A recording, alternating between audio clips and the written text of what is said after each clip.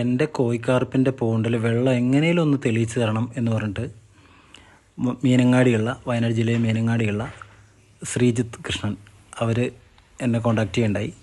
അപ്പോൾ നമ്മളവരുടെ ആ ഒരു കോഴിക്കാർപ്പിൻ്റെ പോണ്ടിൽ ഒരു അക്വപോണിക്സ് യൂണിറ്റും അതോടൊപ്പം തന്നെ നല്ലൊരു ഫിൽട്ടർ യൂണിറ്റും വെച്ചു കൊടുത്തു.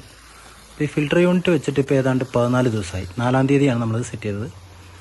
നമ്മൾ സെറ്റ് ചെയ്ത് അതിൽ ബോക്സുകളൊന്നും കാണാത്ത രീതിയിൽ അതിൽ നല്ല ബോക്സാക്കി അതിൽ ഗ്രീനിൻ്റെ ഗ്രാസൊക്കെ വിരിച്ച് മുകളിൽ നല്ല കടപ്പയൊക്കെ ഇട്ടിട്ടൊരു ടേബിൾ പോലെ ആക്കി അത് അടിപൊളിയായി ഭംഗിയാക്കി.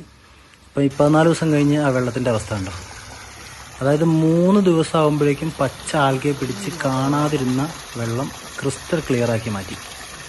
അപ്പോൾ 14 ദിവസമായിട്ടും വെള്ളത്തിന് ഒരു കുഴപ്പമില്ല. അതിൽ തന്നെ നൈട്രേറ്റ് അതുപോലെ തന്നെ അമോണിയ മത്സ്യങ്ങളുടെ വിസർജ്ജനം അടങ്ങിയ വെള്ളം ഓപ്പോസിറ്റ് സൈഡിൽ നമ്മളൊരു നല്ലൊരു അക്വപോണിക്സ് യൂണിറ്റ് കൂടെ സെറ്റ് ചെയ്ത് ഇന്ന് അതിൽ ചെടികൾ ഒക്കെ നട്ട് കുറച്ച് ചീരയുടെയും മല്ലിയുടെയൊക്കെ വിത്തും എക്സ്ട്രാ ഇട്ടിട്ടുണ്ട്.